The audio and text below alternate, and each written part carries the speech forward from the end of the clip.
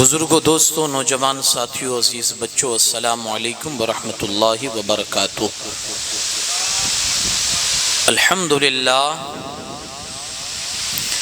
अल्हम्दुलिल्लाहि रब्बिल आलमीन वल आक़िबतु लिल मुत्तक़ीन वस्सलातु वस्सलामु अला सय्यिदिल अंबियाइ वल मुरसलीन व अला आलिहि तय्यिबीन व अस्हाबिहि ताहिरीन अजमईन, अम्मा बाद। फ़अऊज़ु बिल्लाहि मिनश शैतानिर रजीम, बिस्मिल्लाहिर रहमानिर रहीम। वलसौफ़ युअतीका रब्बुका फ़तरदा, सदक़ल्लाहुल अज़ीम। इंतहाई खुलूसियत और एहतराम के साथ जी लगाकर एक बार बारगाहे रिसालत मआब सल्लल्लाहु अलैहि वसल्लम में अक़ीदत और मोहब्बत के साथ दुरूद पाक दिया पेश करे।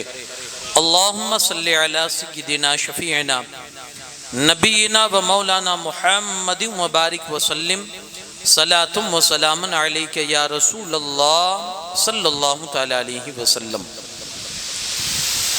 नबी पाक सल्लल्लाहु तआला अलैहि वसल्लम का इरशाद पाक है, कल बरोज़े क़यामत की सख्तियों से और क़यामत की खौफनाक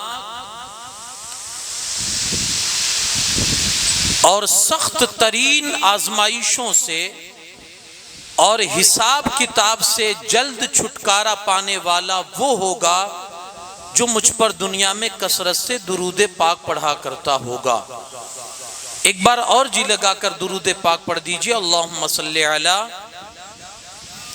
सय्यिदिना शफ़ीना नबीना मौलाना मुहम्मदिन कमा तुहिब्बु व तरदा बिन तुसल्ली अलैहि सलातुम व सलामुन अलैका या रसूल अल्लाह सल्लल्लाहु तआला अलैहि वसल्लम।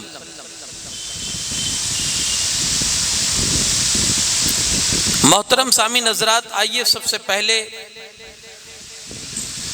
बारगाह इमाम अली मुकाम वाला जद्दिही व अलैहिस्सलाम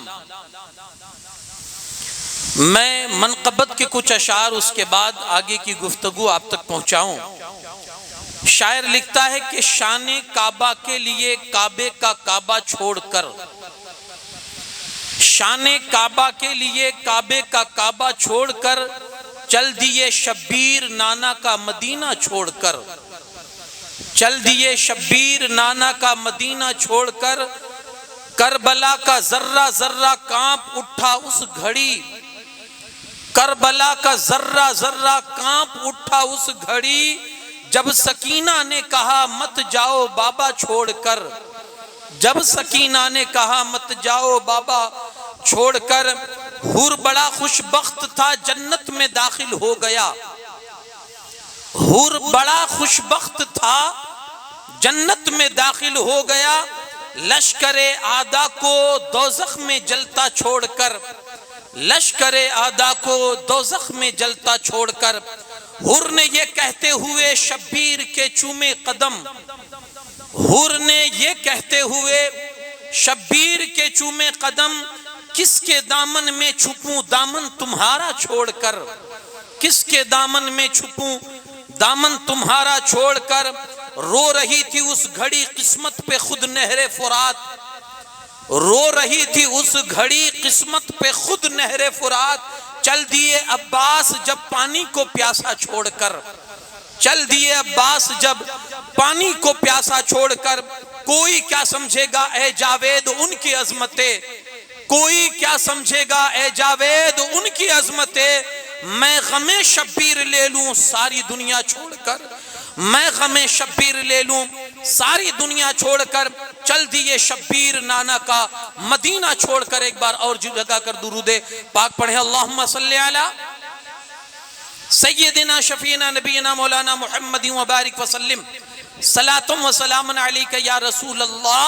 सल्लल्लाहु अलैहि वसल्लम। मोहतरम सामीन हज़रात, मैंने आपके सामने जो आयत करीमा की तिलावत आपके सामने की है, बज़ाहिर उसमें शान मुस्तफ़ा आपको नजर आ रही है। अल्लाह करीम इरशाद फरमाता है, वलसौफ़ युअतीका रब्बुका फ़तरदा, ए महबूब अल्लाह आपको इतना अता फरमाएगा कि आप राजी हो जाएंगे, अल्लाह इतना आपको देगा।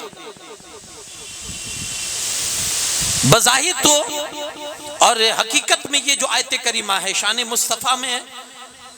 अल्लाह ने हमारे नबी पाक सल्लल्लाहु अलैहि वसल्लम की शान, वो शान अता फरमाई अल्लाह ने कि उन्हीं की खुशी आप ही क्या कहा होगा। शायर ने कहा ना, क़यामत का दिन भी क्या होगा, कहा उन्हीं की खुशी आपका कहा होगा, जो आप चाहेंगे वही होगा। एक में तो इसमें आयत में नबी पाक सल्लल्लाहु अलैहि वसल्लम की शान नजर आ रही है। मैंने ये आयत करीमा जिस लिहाज से आपके सामने आज तिलावत की है, उसमें मैं ये अर्ज करना चाहता हूं कि हजरत अब्दुल्ला इब्ने अब्बास रदियल्लाहु ताला अन्हुमा फरमाते हैं कि हुजूर अलैहिस्सलातु वस्सलाम के बारे में अल्लाह पाक ने ये फरमाया, आपको अल्लाह खुश कर देगा, इतना देगा, इतना अल्लाह देगा कि आपको राजी कर देगा, खुश कर देगा। हजरत अब्दुल्ला इब्ने अब्बास फरमाते हैं रसूलुल्लाह की खुशी में उस वक्त ये बात भी होगी कि मेरी अहले बैत का कोई भी बंदा दोज़ख में नहीं जाना चाहिए। हुजूर की खुशी ये भी होगी कि मेरे घर का कोई बंदा, मेरे घर का कोई फर्द दोज़ख में नहीं जाना चाहिए। यानी अल्लाह ने जब ये कहा कि हम तुझे राजी कर देंगे, तो मुस्तफा करीम सल्लल्लाहु अलैहि वसल्लम उस वक्त राजी होंगे जब आपका हर अहले बैत का फर्द जन्नत में जा चुका होगा। तो इससे ये फजाइल अहले बैत भी हमें नजर आती है इस आयत करीमा में कि हुजूर अलैहिस्सलातु वस्सलाम उस वक्त राजी होंगे जब अपनी पूरी अहले बैत को आप जन्नत में दाखिल फरमा देंगे, उसके बाद हुजूर अलैहिस्सलातु वस्सलाम राजी होंगे। एक रिवायत में ये भी है कि भाई पूरी उम्मत जब तक हुजूर की जो है मानने वाली, कलमा पढ़ने वाली, जब तक जन्नत में नहीं चली जाती हुजूर राजी नहीं होंगे।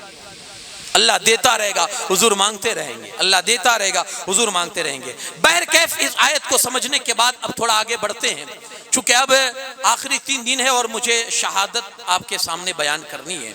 और करबला की जो दास्तान है, जो वाकया है, उसके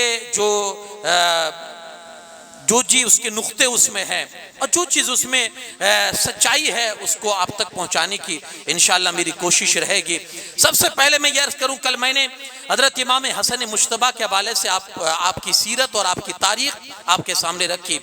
ऐसे ही मिलती जुलती मैंने अर्ज किया था कि जो सिफतें, जो खूबियाँ और जो कुछ भी अजमतें आपको इमाम हसन मुश्तबा में नजर आती थी, चूंकि तरबियत एक जैसी हुई थी,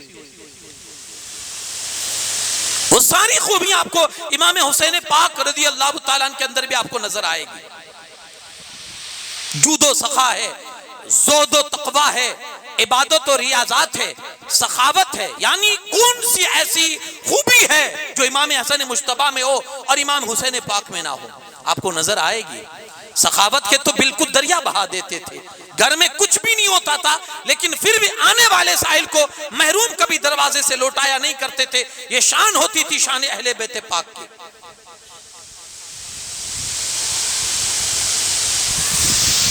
इमाम हुसैन रज़ी अल्लाह ताला अन्हु,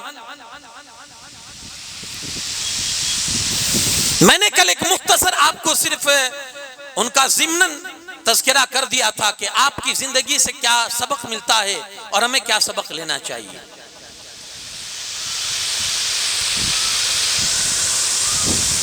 बड़े इबादत और रियासत के अंदर आपका जो मशगला था, हजरत अमीर माविया को जब इमाम हसन मुश्तबा ने खिलाफत और जो भी बागडोर आपके हाथ में थी वो आपने सुपुर्द कर दी। उसके बाद इमाम हुसैन की जिंदगी इतनी खामोश जिंदगी हो गई कि आप सिर्फ इल्म से ताल्लुक, दर्स, तकरीर, लोगों को समझाना, इबादत करना और रिफाई काम करना, चैरिटी, लोगों के लिए काम करना, लोगों के लिए अपनी जिंदगी आपने वक्फ कर दी थी। जीना है तो लोगों के लिए, कोई ऐसा ना हो कि हाजतमंद आपके दरवाजे पर आए और फिर खाली वापस चला जाए। नहीं, ये जिंदगी ऐसी थी। बल्कि मैंने एक बड़ा प्यारा फरमान आपका पढ़ा, आप फरमाते हैं हमेशा गरीबों से ताल्लुक रखा करो। क्या फरमाते हैं? हमेशा इमाम हुसैन पाक फरमाते हमेशा गरीबों से ताल्लुक रखा करो, क्योंकि कयामत के दिन अल्लाह इनको एक खास मकाम अता फरमाएगा। एक खास अल्लाह इन्हें मकाम देगा। कब? कयामत के दिन। इनसे ताल्लुक रखो, वहां काम आएगा। यहां हम किससे ताल्लुक बनाते हैं? यार ये पहुंच वाला है, यार ये कैपेबल है, इसका स्टेटस बड़ा अच्छा है, कहीं ना कहीं ये चल के काम आएगा, इसका इसमें बड़ा अच्छा चलता है।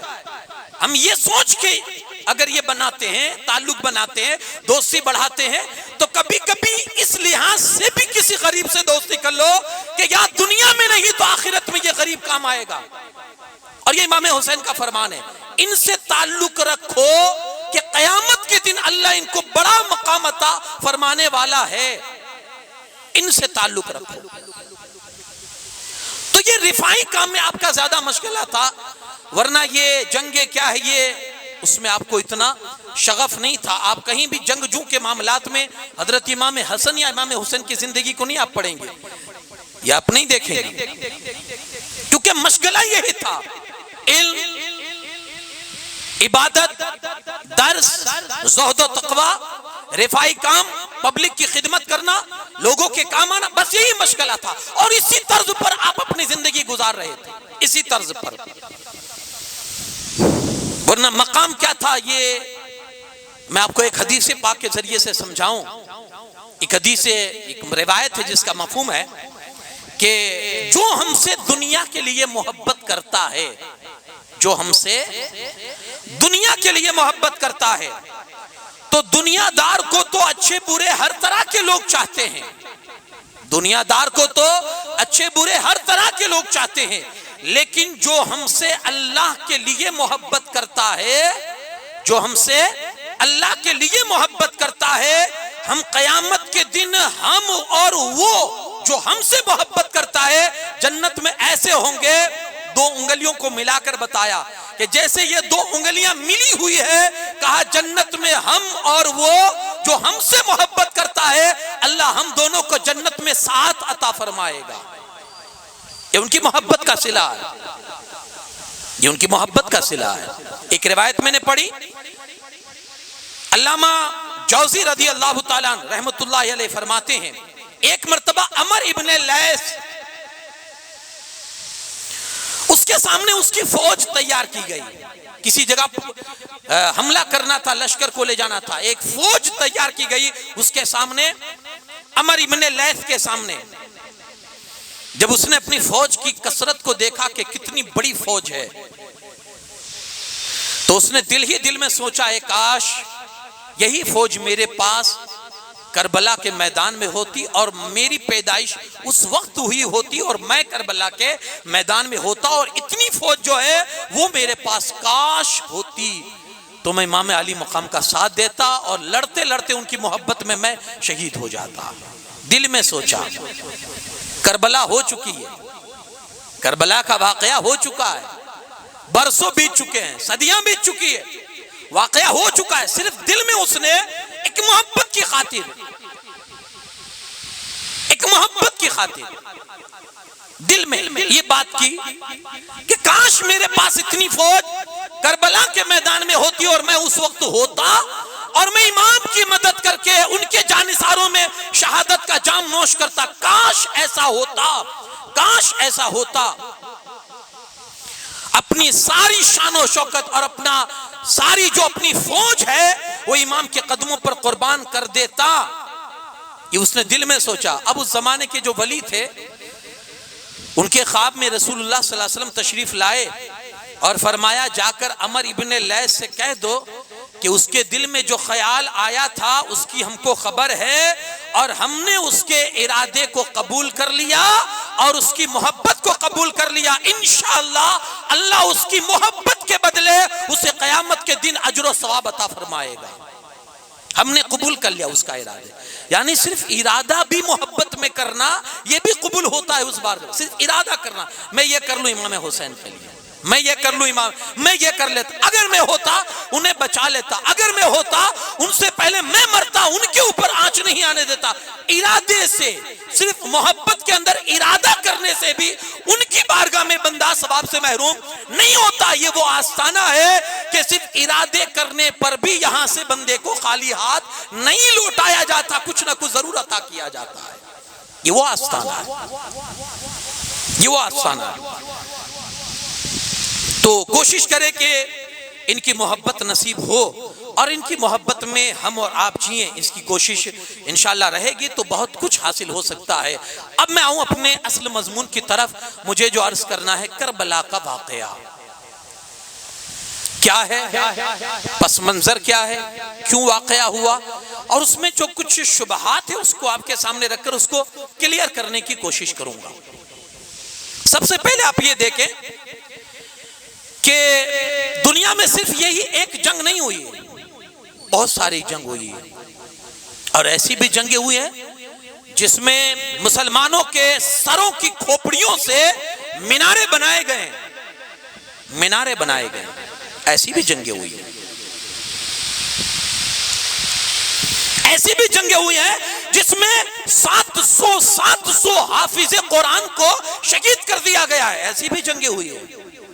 आप उहद को पढ़िए, आपको एहसास होगा कि कितनी खतरनाक ये जंग हुई थी। मुसलमान और कुफारे मक्का के बीच में कैसी खतरनाक ये जंग हुई थी, जिसमें हमारे और तुम्हारे आका सल्लल्लाहु अलैहि वसल्लम के चहीते चचा सैयद शुहदा अमीर हमजा रज़ी अल्लाह तआला अन्हु को बेदर्दी के साथ शहीद किया गया था, बेदर्दी के साथ। वो भी जंग हुई है। यानी हक और बातिल के बीच में इस दुनिया के अंदर जितनी जंगें हुई है उसमें बहुत सारी ऐसी जंगें भी हुई है कि जिसमें इतिहास में उसके मुकाबिल में कोई जंग नहीं हुई है। लेकिन मैं जिस जंग की आपको दास्तान सुनाने जा रहा हूं, करबला, यह ऐसी जंग है जिसने सारी जंगों में सबसे ज्यादा शोहरत पाई, हासिल की, और सबसे ज्यादा याद की जाने वाली अगर कोई जंग है तो वो जंगे करबला, दास्ताने करबला है, करबला का वाकया है। इतनी जंगें हुई है, हो सकता है कि कभी कभी लोग याद कर भी लेते हो, लेकिन जो हमेशा याद रखी जा रही है, जो हर साल दोहराई जाती है, जिसको हमागीर, जिसको इतनी शोहरत हासिल हुई है, हमागिरियत जो मिली है और शोहरत जो मिली है, ये सिर्फ और सिर्फ दास्ताने करबला को मिली है। इसकी वजह क्या है? इसकी वजह क्या है? हमारे उलमा फरमाते हैं एक वजह यह है कि दास्ताने जो करबला है उसके अंदर नबूवत के गुलशन के किसी एक फूल को शहीद नहीं किया गया है। वो शहादत जो हुई है उसमें किसी एक आदमी पर ही शहादत नहीं हुई है, एक ही आदमी शहीद नहीं हुआ है। रसूलुल्लाह के घर का सिर्फ एक कोई फर्द नहीं हुआ है, बल्कि पूरा गुलशने नबूवत शहीद कर दिया गया है। पूरा गुलशने नबूवत, पूरे नबूवत का पूरा चमन मसल दिया गया है और खाक को खून में तड़पाया गया है। सिर्फ एक बंदे की शहादत नहीं है, पूरे गुलशन की शहादत हुई है, पूरे गुलशन की शहादत। इसलिए सबसे ज्यादा ये याद किया जाता है और तारीख में इसीलिए ये वाकया इतनी अहमियत रखता है और इतनी शोहरत का हामिल है। इसी वजह से कि गुलशन नबूवत के पूरे जितने भी अफराद थे उन सबको जालिमों ने बेदर्दी के साथ शहीद किया है। हुई होगी जंगे और भी, लेकिन ये जंग अपनी एक अलग पहचान रखती है, इसलिए दुनिया आज भी उसको याद रखती है, बरसों से याद रखती है। जब से करबला का वाकया रूनुमा हुआ है तब से उसी शान से याद रखती है और सुबह क़यामत तक इस वाकये को याद रखती रहेगी। करबला का जो वाकया है इसमें आप देखें इसकी बेमिसाली क्या है और जंगों के मुकाबले में इसके अंदर कौन सी ऐसी खुसूसियत है। तो लिखने वाले लिखते हैं इसमें तलवारों पर खून की धारों ने और बर्छियों पर सीनों ने और तीरों पर गर्दनों ने फतेह हासिल की है। सामने तलवारें थी, इधर गर्दनें थी। सामने बर्छियां थी, इधर सीने थे, सामने तीर थे, इधर गर्दनें थी, और गर्दनों से मुकाबला तीरों का हुआ है, सीनों से मुकाबला बर्छियों का हुआ है। ऐसी जंग आपने कभी नहीं देखी। ये यकताई और ये बेमिसाली आपको सिर्फ और सिर्फ करबला के मैदान में नजर आएगी कि नन्हे से नन्हे बच्चे हैं, वो जा रहे हैं, 22,000 का लश्कर है और सामने लड़ रहे हैं, कुछ नहीं है फिर भी जा रहे हैं लड़ने के लिए।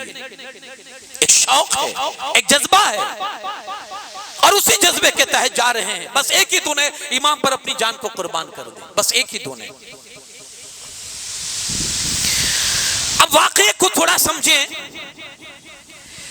इमाम हुसैन ने ये मामलात तय क्यों नहीं किए? जब यही मामला हजरत इमाम हसन के सामने आया था, आपने सुलह कर ली, इमाम हुसैन ने बैठक क्यों ना की, समझौता क्यों नहीं किया? उलमा फरमाते हैं कि इमाम हुसैन ने अपनी आंखों से अपनी जिंदगी में दीन की तरक्की को देखा था, दीन को आगे चलते हुए देखा था। इस्लाम की तारीख के बहुत सारे ऐसे अहम वाकयात थे जो आपके सामने हुए हैं। आपने तमाम मरहलों में तबलीग और दावत को आजमाया और उनका आपने जायजा भी लिया है और आप लेते रहे हैं। उधर हजरत अमीर माविया के बाद उनके बेटे यजीद ने जैसे ही हुकूमत की बागडोर संभाली और लोगों से बैत लेना शुरू किया, अक्सर साहबा ने बैत लेने से इनकार कर दिया कि हम इसकी बैत कबूल नहीं करेंगे। उसमें सबसे आगे अगर कोई नंबर पर था तो इमाम हुसैन पाक रदी अल्लाह ताला अन्हु थे कि मैं इसकी हरगिज़ बैत कबूल नहीं कर सकता हूं। उनकी माथे की आंखों से आप देख चुके थे कि उसका किरदार कैसा है, वो बद किरदार है, वो शराबी है, और ऐसे के हाथ पर इमाम हाथ देकर दीन की नैया को कैसे डुबा सकते थे।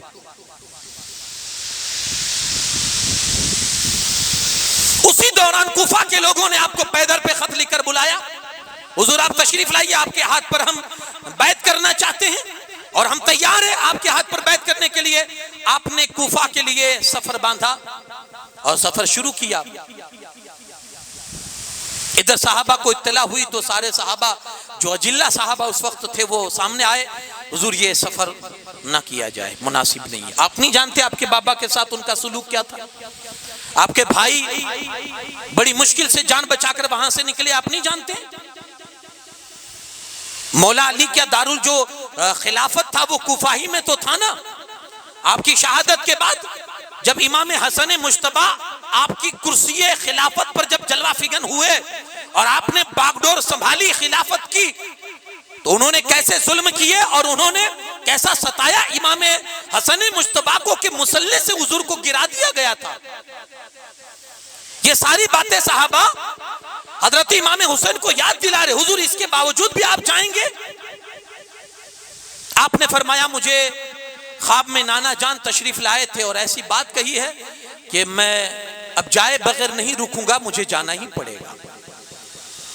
अब साहबा खामोश हो गए। जब हुजूर का ख्वाब उन्होंने पूछा नहीं कि कौन सा ख्वाब था, लेकिन जब ये सुना कि हुजूर के ख्वाब को सहारा इमाम हुसैन ने बना लिया है, वो दलील के तौर पर कह रहे हैं कि मुझे रसूलुल्लाह ने ख्वाब में आकर इरशाद फरमाया, अब आप खामोश हो गए। साहबा का हुजूर फिर आपकी जैसी मर्जी। चुनांचे अहले बैत के साथ कुफा के लिए आप निकले, लेकिन साहबा को जिस मामले की डर था ना, वो हूबहू वही मामला पेश आया। उन्हें मालूम था कि ये गद्दारी करेंगे, उन्हें मालूम था कि ये एक ना एक दिन बेवफाई का सबूत देंगे, और यही हुआ। लेकिन ये अम्र इलाही में लिखा जा चुका था। अब आगे देखिए क्या होता है।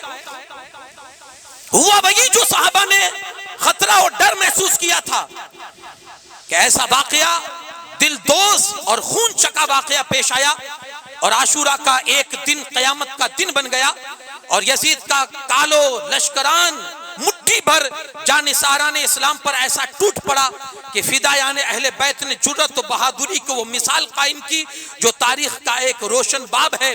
लेकिन हजारों लश्कर के सामने एक चंद परवाने क्या कर सकते थे, एक एक करके शहादत से खून आलूद हुए और लश्कर हुसैनी ने उसवाए नबवी को जिंदा करके उम्मत मुस्लिमा को हक व सदाकत और अज़्म व इस्तक़लाल का अजीम दर्स दिया और जालिम के खिलाफ कलमा-ए हक कहने का कि जो अमली मश्क थी वो करके करबला के मैदान में मुजाहिदीन ने करबला ने सब कुछ अपना दिखा दिया कि देखो जालिमों के सामने अल्लाह के दीन के आवाज को कैसे बुलंद किया जाता है और रसूलुल्लाह की शरीयत को कैसे बचाया जाता है, चंद मुख्तसर लोगों ने। अब यहाँ चल के मैं एक शुबा और उसका इजाला भी करता चलूं। कुछ लोग ये समझते हैं इमाम हुसैन किसी जंग के लिए करबला निकले थे, उन्हें जोड़ तोड़ करना था इसलिए वो करबला के लिए निकले थे, कूफा जाना चाहते थे, बीच करबला में यह हादसा हो गया, यानी जोड़ तोड़ करना चाहते थे, हुकूमत चाहते थे। लेकिन अब इसका जवाब भी आप सुन लीजिए। अगर आप इमाम हुसैन की जिंदगी को आप पढ़ेंगे, मैंने शुरू में अर्ज किया, कहीं आपको देखिए आदमी की जो फील्ड होती है उस फील्ड में वो काम करता है। इमाम हुसैन की आप जिंदगी पढ़िए और उनकी सीरत पढ़िए, आपको वो जंगजू नजर नहीं आएंगे कि किसी जंग में हमेशा आगे रहें या वो करे जंग करे। अगरचे अल्लाह पाक ने वो ताकत और वो कुव्वत उनको अता फरमाई थी, लेकिन उनका फील्ड अलग था। उनका जो शौक था वो इल्म था, वो दर्स था, लोगों तक दीन पहुंचाना था, लोगों के अंदर तबलीग करना था। दावत तो तबलीग आपका मसला था, आप लोगों तक रसूलुल्लाह का सही दीन पहुंचाना चाहते थे, आप लोगों की खिदमत करना चाहते थे, आप रिफाई काम करना चाहते थे, ये आपका मशगला था और इसी मशगले में आप लगे हुए थे। अगर जंगजू होते ना तो इस इरादे से निकलते, और जंग करने का इरादे से निकलते। और जंग करने में कोई मुख्तसर काफिला लेकर नहीं चलता है, फौज लेकर चलता है। जंग में कोई अपने बच्चों को नहीं ले जाता है, बल्कि मुजाहिदों को ले जाता है। ये अगर जंग करने इमाम हुसैन निकलते तो एक तैयारी के साथ निकलते, ऐसी कोई तैयारी नहीं थी, बल्कि ऐसे ही आप निकले हैं कि उनके खुतूत आए थे आपके पास और वो आपको बुलाना चाहते थे, इसलिए आपने सोचा कि चलो निकल जाते हैं और उन लोगों का जो दावा है उस हिसाब से हम वहां जाते हैं, उन्हें हमारी जो जरूरत है उस हिसाब से हम उनकी जरूरियात को पूरी करेंगे। इस इरादे से मेरा इमाम मदीना को छोड़कर मक्का की तरफ और मक्का से फिर कूफा की तरफ रवाना होता है। आप देखें हजरत इमाम हुसैन रज़ी अल्लाह ताला अन्हु, बहुत से लोगों के ख्याल में यह भी है कि आपको खिलाफत से बड़ी दिलचस्पी थी और आप खिलाफत चाहते थे, यह भी मसला नहीं था, क्योंकि मदीने में अपने हामियों और साथियों की बजाय सिर्फ चंद घर वालों को लेकर सफर करना, यह बात साबित करती है कि आप किसी जंग के इरादे से नहीं जा रहे थे। यही वजह है कि जब हुर ने आपका रास्ता रोका तो आपने उससे जंग न की। यही वजह है कि जब अमर इब्ने साद आपके सामने आया तो आपने उसके सामने जंग करने की बात हरगिज ना की। आपने यही बात रखी, या तो मुझे वापस जाने दिया जाए जहां से मैं आया हूं, या फिर मुझे किसी बंदरी इलाके पर बंदरगाह की तरफ से मुझे जाने की इजाजत दी जाए, मैं वहां जाकर अपनी जिंदगी के अयाम गुजार लूं, या फिर मुझे डायरेक्ट यजीद के सामने पहुंचा दिया जाए। आपने उससे भी जंग की बात ना की, क्योंकि जंग के इरादे से या हुकूमत लेने के इरादे से, खिलाफत हासिल करने के इरादे से मेरे इमाम हरगिज नहीं निकले थे, वरना हुर का मुकाबला करते, हुर से जंग लड़ते या इब्ने साद के सामने जंग की बात करते। आप जैसे वो लोग करते थे कि अगर आपको मन आप लड़ने के लिए तैयार हो जाओ, मेरा इमाम लड़ना नहीं चाहते थे। मुख्तसर ये इमाम हुसैन का यजीद के मुकाबले में आना खिलाफत हासिल करने के लिए नहीं था, बल्कि मकसद क्या था इमाम पाक का, मकसद सुने और ये अपने दिल के कानों से सुने। मकसद क्या था इमाम का? मकसद था कि इस्लामी खिलाफत जिंदा हो जाए।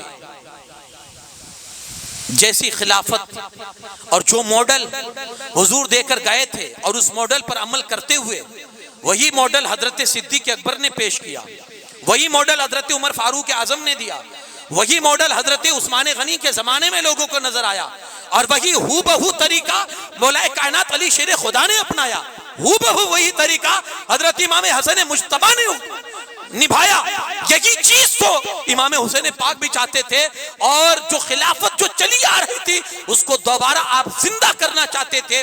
और साथ ही साथ जो ये इब्ने जो यजीद अपनी तरफ से जो इस्लामी हुकूमत और खिलाफत के अंदर जो गड़बड़ी पैदा करना चाहता था उसको सिरे से निकालना चाहते थे और फिर से खिलाफत की बात को और खिलाफत की याद को ताज़ा करना चाहते थे। इसलिए मेरे इमाम यहाँ से निकलकर वहां गए और उन्होंने मुकाबला किया किसका? यजीदी लश्कर का। एक ही चीज, इस्लाम की जो सिस्टम है, इस्लाम के जो रस्म रिवाज है, इस्लाम का जो तौर तरीका है वो मिटना नहीं चाहिए, वो खत्म नहीं होना चाहिए। रसूलुल्लाह की शरीयत पर आज नहीं आनी चाहिए। चूंकि ये सब हो रहा था, इमाम देख रहे थे, इसीलिए इमाम ने ये तय कर लिया कि मेरे जीते जी ये चीज नहीं होने दूंगा कि कोई हुजूर अलैहिस्सलाम की शरीयत के साथ खुल्लम खुल्ला खिलवाड़ करे। ये आप नहीं चाहते थे, ये आप हरगिज नहीं चाहते थे। मगर दुश्मन किसी तरह भी आपकी शर्तों पर राजी ना हुआ और ना आपको वापस जाने की उसने मोहलत दी। बिल आखिर इमाम आली मुकाम 10 मुहर्रमुल हराम को सन हिजरी 61 में आपने करबला के मैदान में जामे शहादत नोश फरमाया और इस तरह से आपकी शहादत हुई। ये मुख्तसर था, एक वो था जो मैंने आपके सामने अर्ज किया। मैं आपको करबला समझाना चाहता था। अब इसमें हमारे लिए करबला की तरफ से आने वाला पैगाम और मैसेज क्या है वो भी आप समाअत कर लें। सबसे पहले तो हमें यह समझना चाहिए कि करबला का जो वाकया है ये कोई जाती लड़ाई नहीं है, शख्सी लड़ाई नहीं है, पर्सनली लड़ाई नहीं है, बल्कि ये एक नजरियाती तसादुम था। इसीलिए इस जंग के बाद हमें हुसैनियत और यजीदियत के रूप में 2 मॉडल मिले। करबला की जंग के बाद हमें 2 चेहरे नजर आए, एक हुसैनियत और एक यजीदियत। हुसैनियत किसका नाम है?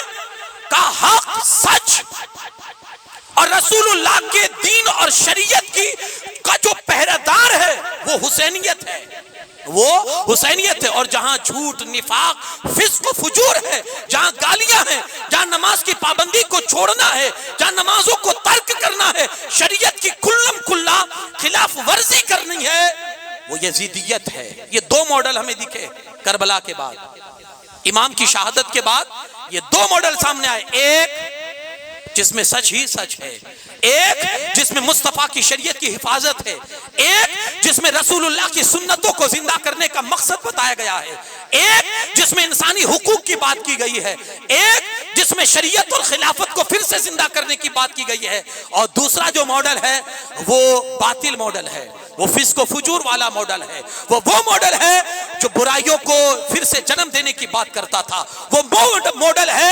जो शराब को फिर से आम करने की बात करता था, वो मॉडल है जो लोगों पर जुल्म को रवा करने की बात करता था। ये दोनों नमूने, ये दोनों मॉडल हमें करबला में इमाम की शहादत के बाद मिले हैं। अब हमें देखना है किस मॉडल के साथ हमें चलना है, कौन सा लेबल लेकर हमें चलना है, हुसैनियत वाला लेबल लेकर चलना है या यजीदियत वाला लेबल लेकर चलना है। मेरे भाइयों, आज लोग हुसैनियत के नारे तो जरूर लगाते हैं, लेकिन कहीं ना कहीं चल के उनके अंदर लेबल यजीदियत का फिट होता है और वो काम यजीदियत के करते हैं। अगरचे हुसैनियत के जुबान पर नारे हैं, काम यजीदियत का होगा। आज आप लोगों की आंखों में धूल झोंक सकते हैं, आज आप लोगों को पट्टी पढ़ा सकते हैं, लेकिन अल्लाह वहदहू ला शरीक के सामने आपकी कोई तदबीर कारगर ना होगी, आपका कोई बहाना ना चलेगा, आपकी कोई नफ्स की बात ना चलेगी। अल्लाह रब्बुल इज्जत जानता है तुम्हारे दिल के खतरात को, अल्लाह जानता है तुम्हारे दिलों के अंदर क्या है, वो यकीनन समझता है। हुजूर की नजरें हैं अपनी उम्मतों पर, हुजूर जानते हैं मेरी उम्मत मेरे नवासे के नाम पर क्या कुछ कर रही है, ये हुजूर जानते हैं। आज नहीं तो कल काफी है महशर के सामने आपको ये हर चीज का जवाब देना होगा। जो आप कर रहे हैं, अगर सच कर रहे हैं, अगर हक का साथ दे रहे हैं, अगर हुसैनियत को जिंदा करने की बात कर रहे हैं, अगर हुसैनी मिशन को आगे बढ़ाने की बात कर रहे हैं, मेरे मुस्तफा आप जैसे हुसैनियों पर फख्र करते हुए नजर आएंगे। और अगर यजीदियत का लेबल लेकर यजीदियत को आम करने की बात करते होगे, रसूलुल्लाह की सुन्नतों को मिटाने की बात करते होगे, तो वही आपका चेहरा होगा, वो मैदान महशर होगा, मुस्तफा करीम सल्लल्लाहु अलैहि वसल्लम की ज़ात अक़दस होगी और हुजूर आपका चेहरा देखकर अपना चेहरा आपसे फेर रहे होंगे, यानी नाराज हो रहे होंगे। और इसके बदले में आपको अल्लाह का अज़ाब, जहन्नम को आपको बर्दाश्त करना होगा। आपके हाथ में है कौन सा नमूना, कौन सा मॉडल आपको चाहिए, हुसैनियत वाला मॉडल या यजीदियत वाला मॉडल। इमाम हुसैन रज़ी अल्लाह ताला अन्हु, सबसे पहली चीज करबला के मैदान से ये चीज हासिल होती है, दो मॉडल सामने आए, हमें कौन सा चुनना है, आपके हाथ में। अल्लाह ने सेंस दिया है, अल्लाह ने अक्ल दी है, दुनिया के हर मामलात में हम तमीज करते हैं। कोई भी बंदा आग को अपने हथेली पर नहीं लेता, क्योंकि वो जानता है ये मुज़िर है और ये नुकसान दे सकती है। यही सेंस और यही अक्ल आपकी जो है, उसे दीन के मामले में भी इस्तेमाल कीजिए। क्या हमारे लिए हक है, क्या हमारे लिए दुरुस्त है। एक चीज हमेशा याद रखना, आपकी तरफ से की हुई बुराई आपकी 7 पीढ़ियों तक लानत का सबब बन सकती है। 7 पीढ़ियों तक लानत का सबब बन सकती है। खुदारा खुदारा खुदारा अपनी आल औलाद को फिटकार और लानत, अल्लाह की लानत से बचाओ, अल्लाह की लानत से बचाओ। दूसरा सबक करबला के मैदान से हमें यह नसीब होता है कि अमली जिद्दोजहद तुम्हारी जिंदगी में होनी चाहिए। अमली जिद्दोजहद यानी सिर्फ मोहब्बत हुसैन को रस्म मत बनाओ, अमल के फील्ड में लाओ। सिर्फ रस्म मत बनाओ। आज हमारे सारे काम रस्मी है, फॉर्मेलिटीज, रस्म मत बनाओ, अमल के मैदान में लाओ। अपने हाल और काल में उसको ढाल लिया जाए और जुल्म बातिल के खिलाफ नबरत आजमाई को अपना मकसद हयात बना लिया जाए। जहां भी यजीदियत अपना सर उठाए, आप हक का पैगाम और हक का अलम लिए आप भी फिर खड़े हो जाइए। अगर आप इमाम का अलम उठाते हैं, इमाम का अलम ये है, इमाम का अलम कौन सा है? कोई अगर गलत को आम कर रहा है, कोई अगर रसूलुल्लाह की शरीयत से खिलवाड़ करता है, वहां इमाम का अलम पकड़ के आप खड़े हो जाओ। हम ऐसा नहीं होने देंगे, ये हुसैनियत है, हम ये नहीं होने देंगे। और अगर ये जुर्रत और ये ताकत आपके पास नहीं है, हट जाओ, दिल से तो बुरा जानो। ये मकसद है करबला का अमली तौर पर। अच्छा, इमाम हुसैन ये भी कर सकते थे, आप ना जाते कूफा, भाई तुम जानो, तुम्हारा काम जाने, मुझसे क्या मतलब। अमल के मैदान में आए ना इमाम। बहुत सारी सूरतें निकल सकती थी, लेकिन इमाम डट गए, नहीं, इसमें नो कॉम्प्रोमाइज, इसमें समझौता हो ही नहीं सकता है कि तू मेरे मुस्तफा की शरीयत के खिलाफ बात करता है और उसी रसूल और उसी मुस्तफा का नवासा अपने नाना के शरीयत के खिलाफ समझौता करे तुझसे। नहीं हो सकता है। करबला की इस मिशन और करबला की इस मकसद को भी याद रखें। वैसे आप देखें, यजीद शिर्क नहीं कर रहा था, यजीद ने किसी बुत की पूजा नहीं की थी, यजीद ने इस्लाम का खुल्लम खुल्ला इनकार भी नहीं कर रहा था, बुतों की पूजा भी नहीं कर रहा था, इस्लाम का नाम भी लेता था और वो ये भी कहता था कि मैं नमाज भी पढ़ता हूं, मैं मुसलमान भी हूं, मैं मुवाहिद भी हूं, मैं हुक्मरान भी हूं, मैं आपका खैर ख्वाह भी हूं। इस्लाम का इनकार नहीं करता था। इस्लाम का इनकार तो बू लहबी है, इस्लाम का इनकार तो बू जहली है। वो इनकार नहीं करता था। यजीदी किरदार ये था कि मुसलमानी दावा भी था और इस्लाम को धोखा भी दे रहा था। यजीदी किरदार क्या था? मुसलमान कह भी रहा था अपने आप को और इस्लाम को धोखा भी दे रहा था। हम अपने आप को देखें कि अपने आप को मुसलमान कह रहे हैं और फिर इस्लाम को धोखा दे रहे हैं या नहीं।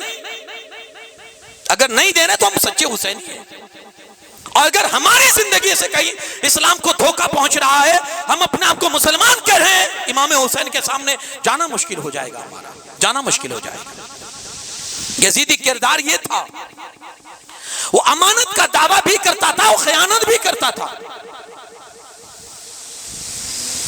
इस्लाम का नाम भी लेता था और हुकूमत आमिरियत पर मुसल्लत भी वो की जाती थी, आमिरियत को मुसल्लत भी की जाती थी। अपने से इख्तिलाफ करने वालों को कुचल भी देता था। गोया इस्लाम से धोखा और फरेब, ये सारी चीजें करना, ये यजीदियत का काम है और यही यजीदियत है और इसी को यजीदी कारनामा कहा जाता है। इस्लाम के साथ धोखा करना, इस्लाम के साथ फरेब करना, धोखा करना। आप यजीदियत किसको समझते? धोखा, इस्लाम के साथ धोखा। आप अपनी जिंदगी में देखें कि हम इस्लाम के साथ धोखा कर रहे हैं या नहीं। यजीद ये था। इमाम हुसैन ने दीन की हिफाजत के लिए बातिल और तागूती कुव्वतों का मुकाबला किया, अहले इस्लाम को ऐसा रास्ता दिखाया जो दो जहां में कामयाबी का रास्ता है। आपने यजीद पलीद की बैत ना करके कयामत तक के लोगों को आज़ादी, खुद मुख्तारी और इंसानियत का पैगाम दे दिया, ताकि कयामत जहां भी अजान होगी, कयामत जहां भी अजान होगी, उसकी बका में आपकी कुर्बानी शामिल है। आज हुसैन की रूह हमसे पुकार पुकार कर कहती है, आज हुसैन की रूह हमसे पुकार पुकार कर कहती है, और मेरी मोहब्बत के दम भरने वालों, मैं देखना चाहती हूं कि मेरी मोहब्बत रस्मी है या फिर आज तुम कोई फिर से करबला बपा करते हो। मैं ये देखना चाहती हूं मेरी मोहब्बत में फिर कोई तुम आज फिर से यजीदी वक्त के यजीदियों को ललकारते हो या नहीं। गोया वो हमारे सब्र और इस्तिकामत का इम्तिहान लेना चाहती है। कौन? रूहे हुसैनी आज फिर से हमको आजमाना चाहती है कि देखते हैं कौन इस्लाम का झंडा सर बुलंद करते हुए तन मन धन की बाजी लगा देता है, कौन मुझसे मोहब्बत का दावा करता है और इस मैदान में सच्चा अपने आप को साबित करता है। यह आज हमसे इम्तिहान लिया जा रहा है। एक ना एक दिन रिजल्ट इस इम्तिहान का हमारी नजरों के सामने होगा। याद रखिएगा, हम में से कोई भी रूहे हुसैनी से पोशीदा नहीं है, में से कोई भी रूहे हुसैनी से पोशीदा नहीं है। वो देख रहे हैं, हमें मुलाहिजा कर रहे हैं, हम उनके नाम पर क्या करते हैं, हम उनके नाम पर क्या करते हैं, वो हमें मुलाहिजा कर रहे हैं। आज हम आजमाइश की दुनिया में जी रहे हैं, आजमाइश के दौर से जी रहे हैं।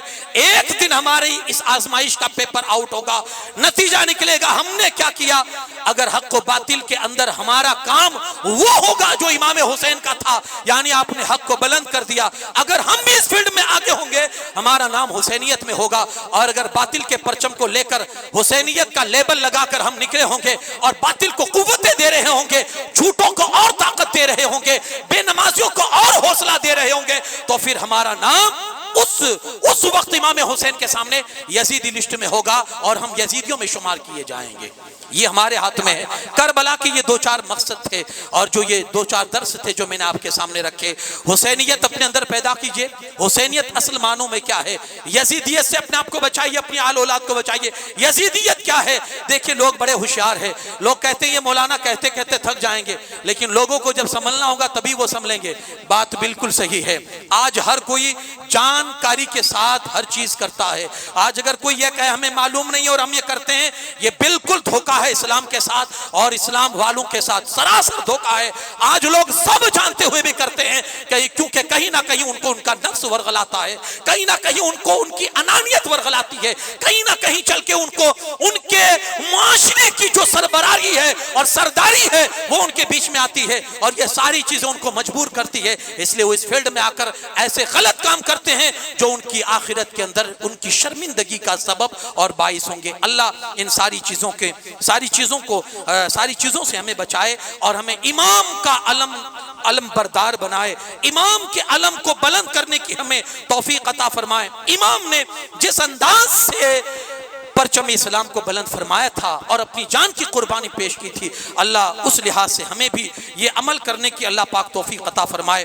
कोशिश इस चीज़ की इंशाअल्लाह करे। अल्लाह करीम अगर आपकी सच्ची नीयत है, अल्लाह पाक आपको हुसैनियों में कल क़यामत के दिन आपका शुमार फरमाएगा। अब आगे चलिए, आइए मैं करबला की दास्तान की तरफ आपको ले चलूँ।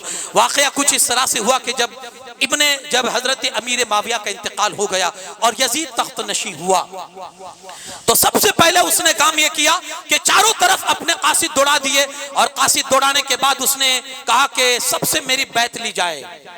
उसको जो सबसे बड़ा खतरा था वो मदीना के असहाब से और मक्का के असहाब से था, जो वहां रसूलुल्लाह के सहाबा थे। उनसे सबसे बड़ा खतरा उनसे कि अगर कोई मेरे राह में रुकावट बन सकता है तो यही वो पाक हस्तियां हैं जो रुकावट बन सकती है, जो कभी भी बातिल के साथ समझौता नहीं करेंगे।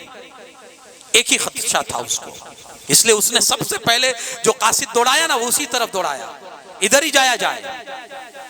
उस वक्त मदीना का गवर्नर जो था वलीद इब्न उक़बा था, उसके पास खत आया। खत में लिखा था कि अमीर माविया का विसाल हो चुका है और यजीद के नाम की बैत ली जाए। खास कर उसमें नाम लिखे थे, इन अफराद से खुसूसी तौर पर बैत ली जाए और उनका रद्द अमल क्या आता है, वो क्या जवाब देते हैं, उसकी जल्दी से यजीद को इत्तला दी जाए। ये भी लिखा, वो जवाब क्या देते हैं, करते हैं या नहीं, बैत कबूल करते हैं या नहीं, ये भी जवाब दिया जाए। अब आप आगे चल के देखें कि वलीद बिन उक़बा ने जैसे ही खत पढ़ा तो पहले तो उन्होंने इन्ना लिल्लाहि व इन्ना इलैहि राजिऊन पढ़ा के भाई हज़रत अमीर माविया का इंतकाल हो गया।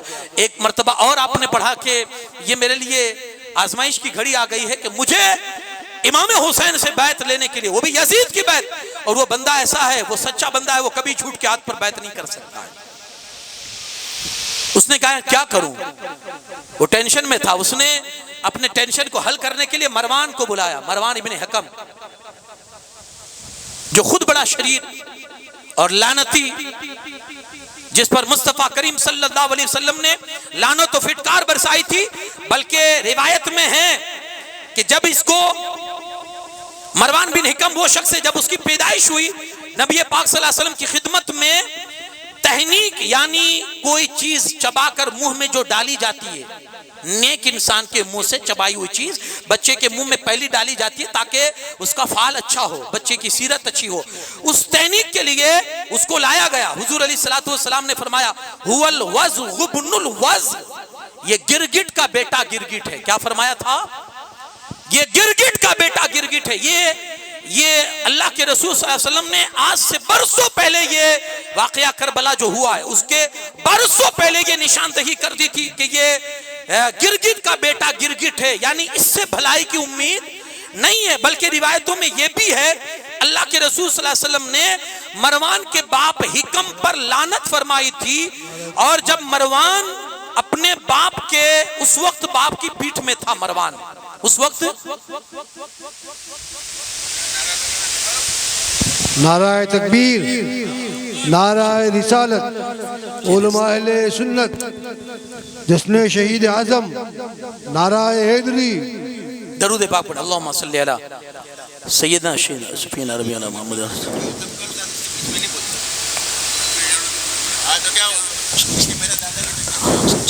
सल्लल्लाहु अलैहि मुहम्मद सल्लल्लाहु अलैहि वसल्लम। अब यही मरवान, अब उसको मशवरे के लिए बुलाया गया। अब जाहिर सी बात है कि लानती इंसान का मशवरा कैसा होगा।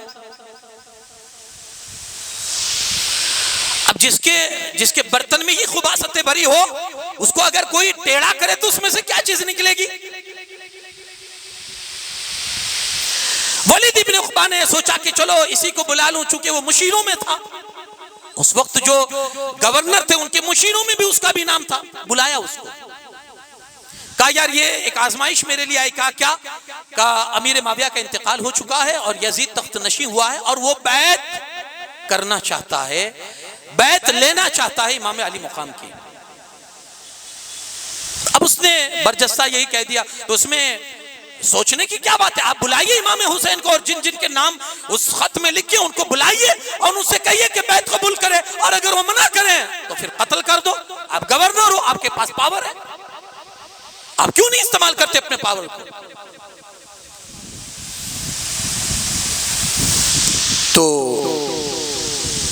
पहले तो उन्होंने कहा ठीक है कोई बात नहीं, मैं बुलाता हूं, तू खामोश हो जा थोड़ी देर के लिए।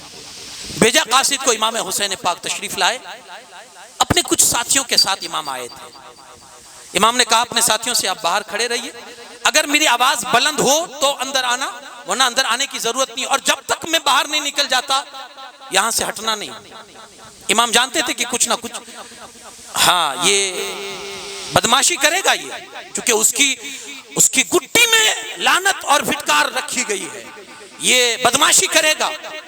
अब गए अंदर, देखा कि वो भी वलीद इब्ने उक़बा भी बैठे हैं गवर्नर, और बगल में ये मरवान भी बैठा है लानती।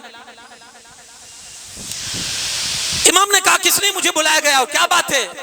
वलीद इब्ने उक़बा ने खत आपके सामने रखा, हुजूर ये मसला है और ये खत आया है, तो आपका इसमें क्या कहना है? आपने फरमाया देखिए हम जैसे लोगों से छुपकर बैत लेना ये तो मुनासिब नहीं है, और सबको जमा करो और सबकी हाजिरी में बैत ली जाए तो देखा जाएगा।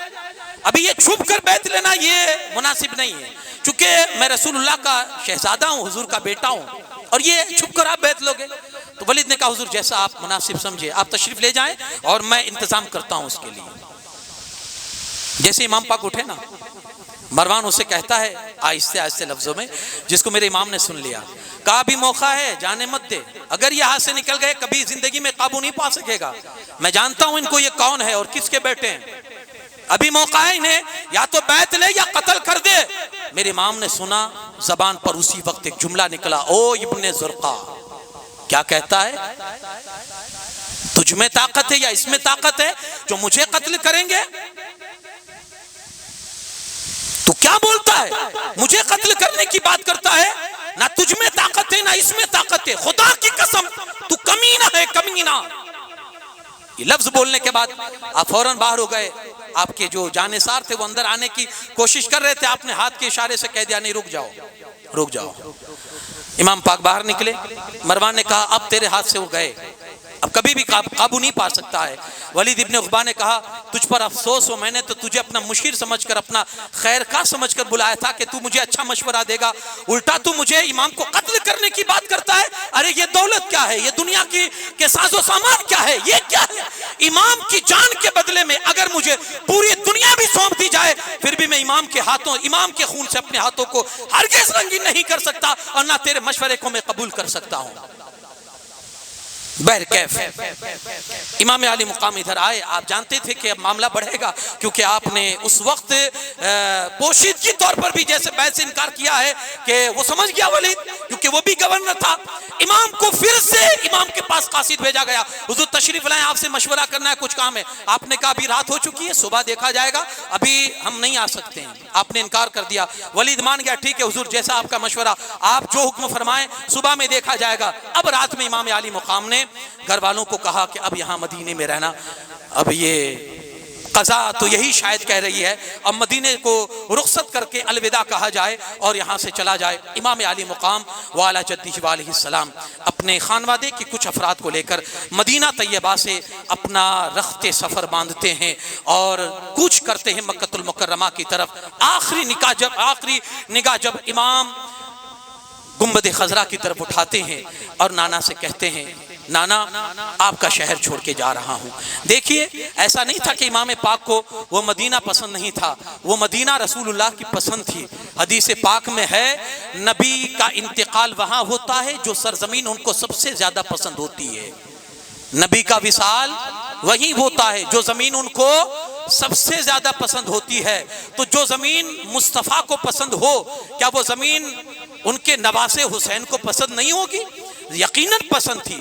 मेरे आका हुसैन उस जमीन को पसंद करते थे और आप चाहते भी यही थे कि इस जमीन पर मैं रहूं, मेरी जिंदगी के अयाम यही गुजरे और अल्लाह मौत भी थे तो यही मौत अता फरमाए। इमाम यही चाहते थे, लेकिन हालात के पेश नजर मुस्तफा के दीन पर बन आई थी। हुजूर की दीन, हुजूर की शरीयत के साथ जो खिलवाड़ हो रहा था, हुजूर की शरीयत के साथ जो लोग मजाक बना रहे थे, अब उसके बात आई थी शरीयत पर, मुस्तफा के दीन को बचाने के लिए। तो हुसैन ने सोचा अब मदीने में रहकर नहीं, अब मदीने से निकलकर अब यहां से मामला तय करने होंगे।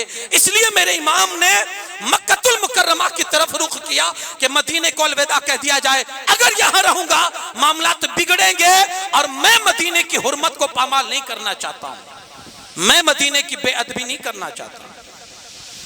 और इमाम ये कतन नहीं चाहते भी थे, कतन नहीं चाहते थे, बल्कि ऐसा ही मामला उस वक्त भी हुआ था जब इमाम हसन मुश्तबा को जब दफन करने की बात आई कि दफनाया जाए, तो इमाम हसन मुश्तबा की वसीयत कुछ और थी कि भाई पहले मुझे नाना जान के कदमों में दफनाया जाए। लेकिन मरवान ने मामला बढ़ाए उठाए कि मैं नहीं दफन होने दूंगा। मामला तो बढ़े, लोगों की आवाजें बुलंद हुई। इमाम अली मुकाम ने ऐसे तदब्बुर से काम लिया और ऐसी तदबीर से इस मामले को ठंडा कर दिया। आपने फरमाया रहने दो, जन्नतुल बकी में आम मुसलमानों के साथ भैया इमाम हसन मुश्तबा को दफन कर दिया जाए, मामलात खड़े ना किए जाए, मदीना की बेहुरमती ना किया जाए, मदीना के अंदर बेअदबी ना होने पाए। इमाम अली मुकाम कभी गवारा नहीं कर सकते थे। इसी वजह से इमाम ने उस चीज को पसंद ना फरमाया कि मेरे रहते हुए मदीना की हुर्मत पामाल हो। इमाम ने अपने साथियों को और अपने घर के कुछ अफराद को लिया और मदीनतुर रसूल से मक्कतुल मुकर्रमा का रुख आपने फरमाया। गए, मक्का वालों को इत्तला हुई कि नवासाए मुस्तफ़ा करीम सल्लल्लाहु अलैहि वसल्लम तशरीफ लाए हैं, शहजादाए रसूल तशरीफ लाए, मरहबा की गूंजें बुलंद हो गई। हर रास्ते में एक ही आवाज थी, मरहबा या इब्न रसूलिल्लाह, मरहबा या इब्न रसूलिल्लाह। आपका आना मरहबा हो ए रसूलुल्लाह के बेटे, आपका आना मरहबा हो ए रसूलुल्लाह के शहजादे। लोगों ने बड़े अच्छे अंदाज में लोगों ने आपका इस्तकबाल किया। मक्का ही में कुछ दिन रहे, आपने मामलात बताए। अब्दुल्लाह इब्न जुबैर भी वहीं थे। का क्या मसला है? का हजरत मेरे माविया का इंतकाल हो चुका है और यजीद तख्त नशी हुआ है और वो मेरी बैत लेना चाहता है और मैं उस बरदूत के हाथ पर अपनी बैत कैसे कर सकता हूं, मैं उसे कैसे गवारा कर सकता हूं। मैंने शायद किसी तकरीर में अर्ज किया था कि यजीद किसी दरमियान में जब वो हाकिम नहीं बना था, जब वो बादशाह नहीं बना था, अमीर माविया के जमाने में वो किसी दिन मज़ाफ़ात मदीना में कहीं आया था, मदीना शरीफ के अतराफ में कहीं आया था और इमाम अली मुकाम ने अपनी आंखों से उसको शराब पीते हुए देखा था। अब उस बंदे के हाथ पर कैसे आप मतलब बैत कर सकते थे? मतलब क्या पता चला, शराबी को इमाम हुसैन हरगिज कबूल नहीं फरमाएंगे। अगर कोई हुसैनी है और उसका पल्ला शराब से जुड़ा हुआ है, वो इबरत के नाखून ले, वो होश के नाखून ले। कल इमाम के सामने फिर उसका अंजाम क्या होगा और इमाम अगर उससे नजर घुमा लेंगे तो फिर उसका हश्र क्या होगा। आज ये भी उम्मत का रोना है कि जितनी कराइम के रास्ते हैं ना, उसमें हमारा फर्द, मुस्लिम समाज का फर्द सबसे आगे। क्राइम के रास्ते में आज हमारी जितनी तादाद में आपको तादाद नजर आएगी, जितनी कसरत के साथ, शायद उतनी कसरत के साथ किसी और कौम की नजर आए। खुदा अपने आप को संभालिए। इमाम हुसैन की जो सच्ची मोहब्बत है उसको पैदा करने की कोशिश कीजिए। इमाम अली मुकाम जिन चीज़ों से नफरत करके आप यजीद के सामने खड़े हुए थे और आपने अलल ऐलान ये बताया था उसे कि ये तेरी चीज़ में हरगिज चलने नहीं दूंगा और ये तेरा जो दाव है उसको भी मैं चलने नहीं दूंगा। आप भी तो कभी खड़े होइए इमाम के लिए। हम ये कतन गवारा नहीं करेंगे। अगर कोई शराबी है तो आप कम से कम ये तो कर सकते हैं कि हम शराबी के साथ नहीं खड़े रह सकते। अगर कोई जालिम है और आप उसको जुल्म में आप सपोर्ट कर रहे हैं तो फिर आप अपने आप को हुसैनी कैसे कह रहे हैं भाई? जालिम का पंजा मोड़ देना ये हुसैनियत है। जालिम का सहारा देना ये हुसैनियत नहीं, ये तो खुली यजीदियत है। तो किसी ने कहा ना, मिटा दो जुल्म वहां से जहां जहां भी दिखे, मिटा दो जुल्म जहां भी दिखे, इससे बेहतर हो नहीं सकता इंतकाम हुसैन। अगर आपको इमाम हुसैन के कातिलों से अगर बदला ही लेना है तो जहां जहां जुल्म दिखे, जुल्म को मिटाओ, क्योंकि वो जुल्म को बढ़ाना चाहते थे, हुसैनी जुल्म को मिटाना चाहते हैं। मिटाओ जुल्म को, ये हुसैनियत है, ये सच्ची हुसैनियत है। मेरे मुस्तफा करीम सल्लल्लाहु अलैहि वसल्लम की हदीस मुबारक है, आका करीम सल्लल्लाहु अलैहि वसल्लम फरमाते, उनसुर अखा का, अपने भाई की मदद कर, चाहे वो जालिम हो चाहे मजलूम हो, मदद कर। ये वो हदीस है कि जिस हदीस, आज इस हदीस की वजह से आज जो इस्लाम मुखालिफ कौमें हैं ना, उनको सोचने पर मजबूर कर दिया इस हदीस ने कि इस्लाम कितना मुहज़्ज़ब तहजीब वाला मजहब है, इंसान कितना एहसास वाला मजहब है। उनको मजबूर करने पर, उनको सोचने पर मजबूर कर दिया है इस हदीस ने कि जालिम हो या मजलूम हो उसकी मदद करो।